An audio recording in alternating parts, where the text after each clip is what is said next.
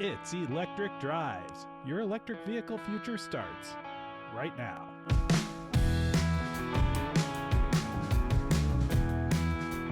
Welcome to the show. I'm Anthony Algmin, and I'm joined by my co-host, Bob Reese. We created this show to make it easier for others looking to move to electric vehicles, and that's more and more people every day.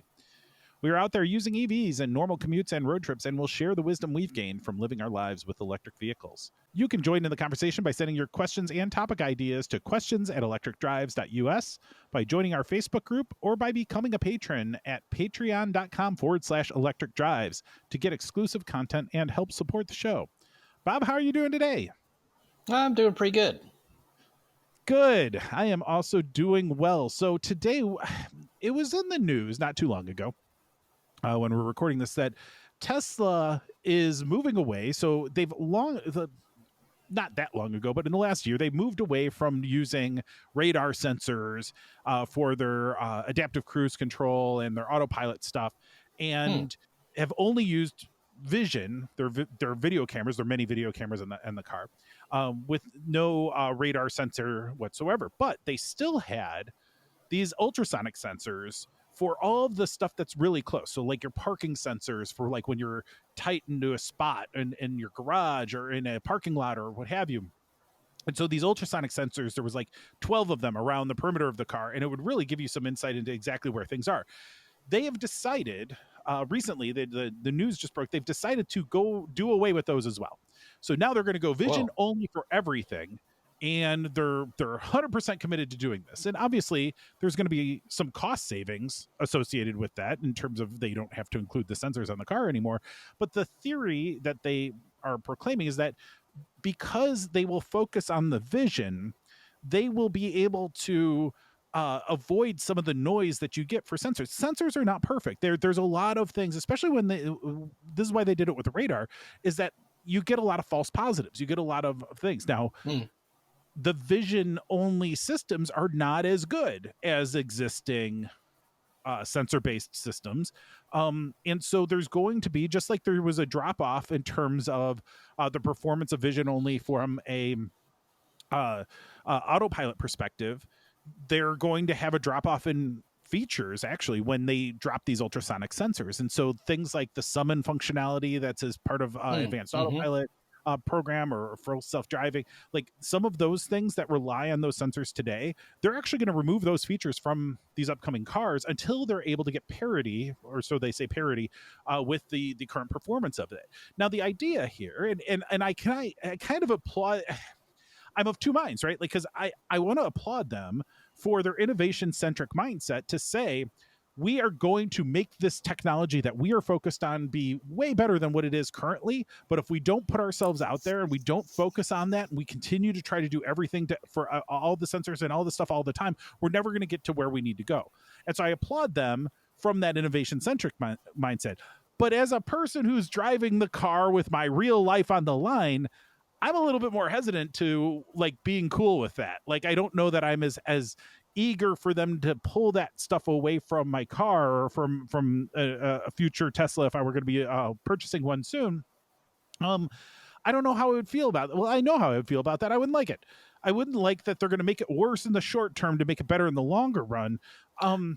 It bothers me, and you know, I'm of two minds on it. Like, I get it. I like the big picture thing, but the short term is just one more headache. And as a person whose autopilot pretty consistently tries to murder him with phantom braking and doing some insane things, I'm not a really big fan of pushing the envelope that far when it comes to safety systems and, you know, autonomous vehicle controls in your in the automobiles today. Like, that's what bothers me. I'm like, I don't want to make it worse now. I want it to get better, and don't pull those sensors out until you can make it better. There's no reason you need to take it out of my car until you can have full parity. Don't take away the features. Like, I get why you're doing it, because you want to keep the cars, reasonably priced theoretically, or save on the sensors and save on the complexity of having the sensors as part of the car. But it bothers me. Bob, what do you think? I don't know. I didn't come across this until you just mentioned it. And it's kind of going to be interesting because with a camera, you can definitely get, if you have a sensor, you'll see a car coming, but um, with the cameras and so on, you'll see a car coming and a truck coming, and so you might be able to get more detail and so on. But man, he'll be pushing the limits probably of 5G to get all the data to someplace to process it. Well, the data actually gets processed on board, so you do not have to rely on the 5G. The computers on board the car are processing that locally, I believe, because it wouldn't be fast enough to send it somewhere and come back. Now they do learn from that; they do Right. look at those visuals. But even like so today, there's no radar in my car. And so all of the cruise control is done purely from the artificial intelligence built into the software, real time in what it's seeing from the cameras. What we're talking Mm-hmm. about that they've now done is they're going to pull away those 12 ultrasonic sensors, which are much more shorter range. They only go a few feet. And so like they can tell, oh, there's a wall next to you, or you're 18 Right. inches from your back wall of your drive or of your garage or something like that. And can they do that with vision? Certainly it seems feasible, but it's also really relying on just one source of information, whereas I struggle to think of when having backups is a bad thing. Like to me, having multiple points of view or multiple different perspectives or multiple sensors or redundant systems, very rarely is that bad by itself. Maybe it's bad Right. in aggregate in that it's not worth the cost benefit or something like that. But to just say, oh, it's too full of noise and we don't want to have that, to me just feels, I don't know if it's disingenuous, but it just feels like maybe I'm wrong. Like I am not an AI expert. I certainly don't understand the algorithms that Tesla's using. And so I just find like, you know, it's questionable in my mind, the practice of saying we're going to actively pull away features until we can replicate them with this technology that can't currently do it, but it will soon, we think. um it's an interesting strategic plan. um Mm-hmm. but Usually you I do it also, side by side until you get enough data to prove that it does work. So maybe they have enough experience with some prototype cars out somewhere that they can do that. And you can see that leading, and probably more so for the Tesla trucks and so on, where they're yeah, looking to do driverless vehicles down the road here. yeah. Well, it I really question myself, like, because I feel like I have to give Tesla some benefit of the doubt, is that they have really moved things along unlike any other automaker. And Right. it's fine for me to question this one thing, but in the collective wisdom of Tesla, like they have to make these trade-offs to focus their limited resources in the way that they think is most beneficial. Who am I to judge that? Like I kind of, I don't have to use that stuff. Like that's what it all comes back to. Like I occasionally go onto like the Volkswagen message boards and I look at all the complaining about the software or whatever, and I'm like, guys, just stop complaining. Just sell the car. Just sell the car. Like that's the way you can solve that problem for yourself. Is that if you are so upset about the software, don't have that car anymore. You can certainly sell it. And if I get to a point where I'm like, I can't handle autopilot trying to kill me with this fan and braking stuff, I can not use it, or I can go sell the car. Right, And right. that's It's still a functional automobile to get you from point A to point B. yeah, yeah. And I mean, I didn't pay for the full self driving, and so it's like, you know, had I paid for the full self driving, they were like, thanks for your money, we're not going to give it to you anytime soon. Then I might have a reasonable frustration and claim there. But fortunately for my case, it's like, well, you kind of have to buy in. You have to buy into the full package or not. And if you're gonna buy Yeah. into the full package, you just can't take the things that you like. Like I love the over-the-air updates, and I love the minimalist interior, and I love the fact that the software is easy to use, and I understand where everything is. You know what? I don't get that without having to deal with the trade-offs for it. And so I think it's like that for any of the automakers. Like right now, Tesla build quality is probably not on par with some of the other car makers. That's fair. They're a No. younger car company. They're pushing fast. They don't make as many cars overall as the gas, traditional legacy automakers. Fine. But software wise, they're blowing everybody else out of the water. Lucid's one. Listen to the Inside EVs podcast. They were talking about Lucid, and they make a great car. Software is their bogey as well. Software is a challenge. Are they catching up? Yeah. But you get what you get. Like, none of these are going to be perfect. And you have to just recognize, like, which one kind of fits for you. I tried 3. The Mustang Mach-E just wasn't it for me. The Volkswagen ID4 just wasn't it for me. And I could see why the Volkswagen ID4 would be a great car for a lot of people. Like, I think you would like that car a lot, especially if you didn't care as much about the software. Like, I think you'd love that car. It's built well, really reliable in terms of it's pleasant to drive, it's roomy, great place. Like when you're doing office work and stuff from inside the automobile, you could do a lot worse than the Volkswagen ID4. I think it's a great car.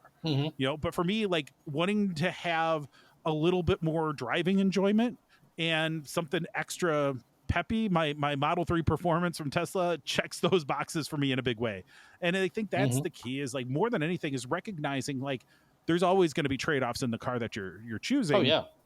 And so what I wanted to talk about, because I've just been kind of ranting about Tesla and not even convincingly so. Like, I don't even know what my point of view on this is.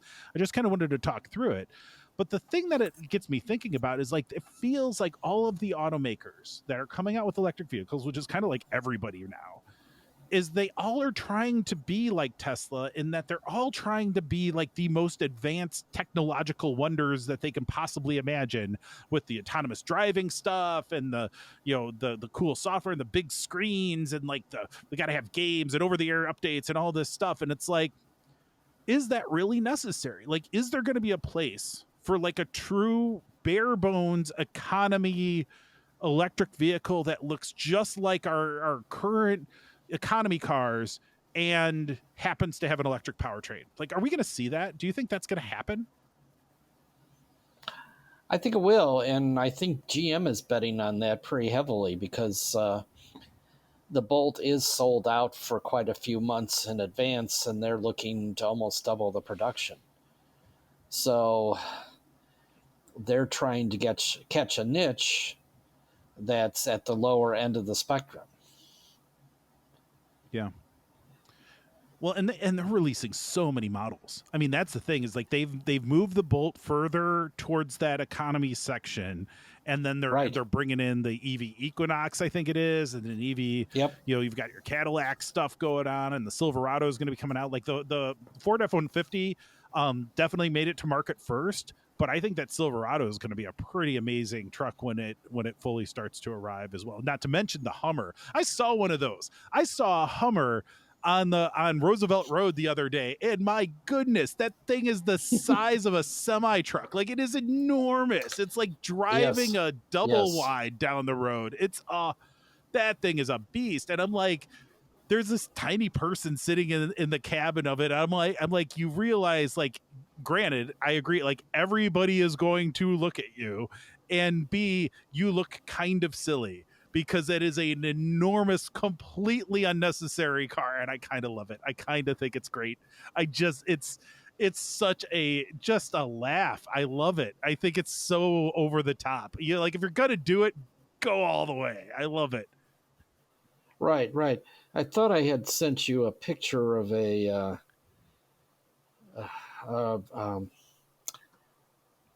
I guess it was a Rivian that I sent you. It took on like 100 and... Oh, yeah, you did. Yeah, I remember that. 130 kilowatts of energy, which is a scary amount of energy. Yeah. That's yeah, I mean, but that's the thing, is like these big trucks are going to end up with I was hearing something like 200 kilowatt battery. I never know if it's kilowatt or kilowatt hour battery. I think it's kilowatt hour. but like that's insane. um Right. Because like the Charger, GM's sort of positioned a lot of their cars like the Volt on a wall outlet would charge fully in roughly overnight. okay. And when they came out with the Bolt, B as in boy, Hmm. they also had that set so that would be charged overnight at 220. Hmm. So I'm not sure how you'd even do a Hummer which has like 3 times the battery size. Hmm. How can you even get enough juice to do that? Well, I mean, I think it's just like you deal with your, regular plug in the wall with your Bolt, is that you don't get the full charge overnight, but you probably get enough Right. for what you're going to do the next day, and then if you're going to go on a road trip or you're going to do like, just always have it plugged in, and it'll just kind of trickle back up over the weekend or whatever. Cause that's one thing that you can do is like, if you have enough range, if you're only going 5 or 10 miles, like each Yeah. day, and all you have is a regular wall outlet, you can make that up over the weekend. That's no problem. If you're plugging in at night, you get half of your charge back. Like, there's a lot of ways that you don't have to have it completely topped off every night when you're not driving Right. every day, Right. So, Right. Right. work from Oh home a couple man. days a week, that opens up your options tremendously. Oh yeah. Yeah. Yeah. I did see the F-150 this past weekend. I went to the National Drive Electric Week had an event at Fox Valley Mall Mm. in Aurora, and they had your customary a lot of Teslas, the Mach-E, Bolts, Mm. but the one that everybody wanted to drive and everybody wanted to ride in was the Ford Lightning, Oh yeah. and they would take it down the aisles, and it punches quite a bit. Yeah. Yeah, it was laying rubber. It was a sight to be seen. That's cool. I have not seen one in person yet. Um, I do, and I mean, now it's going to be winter in Chicago here pretty soon. Before we'd like to admit it, but I would love to start getting out to more events and that stuff. I don't know too much about what's in the area, so I'm glad that you were able to get out to that one. And we'll definitely keep an eye out. I've heard that the next Chicago Auto Show is going to have a much larger electric vehicle presence than it's ever had before. They're really emphasizing that now, and so that will be interesting. I'm going to try to go to that if I can. So hopefully we might be able to see Yeah, some it's audience general. folks The there. push is definitely that way from a government aspect Mm. of forcing higher efficiencies and basically getting rid of gas engine cars.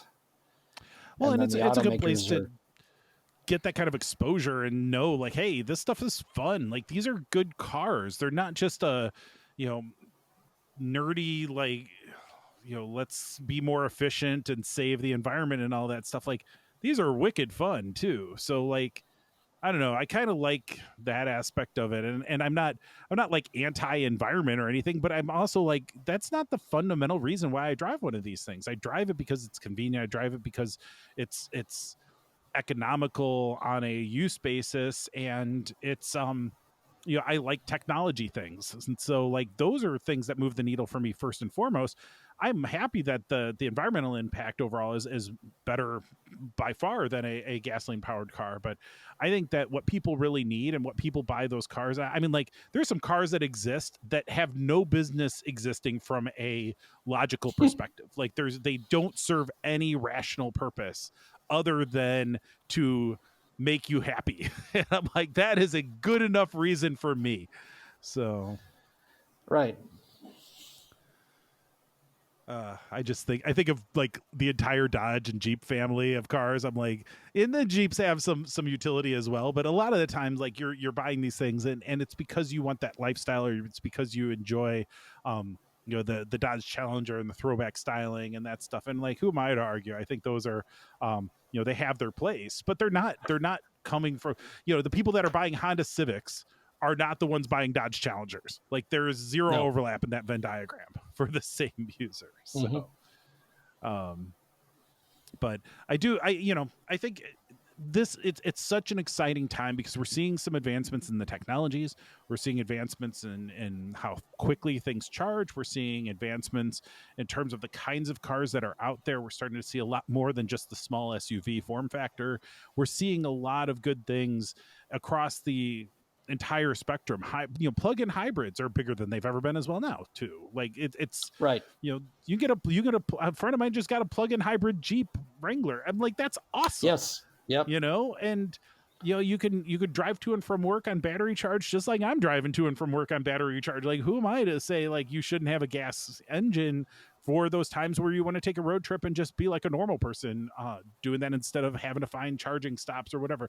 Like, that's a fine way to go about doing, where we are today. I think these plug-in hybrids are not a bad idea. I think on another episode we might have to talk more about the role of the plug-in hybrids and some of the like strategic questions around, especially like Toyota, who for a long time with their Prius, owned the hybrid market and yet have been kind of late to the game on pure battery electric cars. And so I think that'll be an interesting conversation to have another night.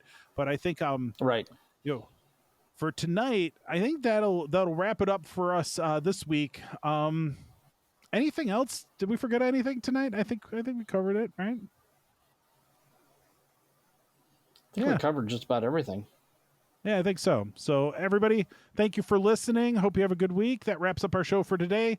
Don't forget to subscribe and hit that YouTube bell icon. Please send your questions and topic suggestions to questions@electricdrives.us.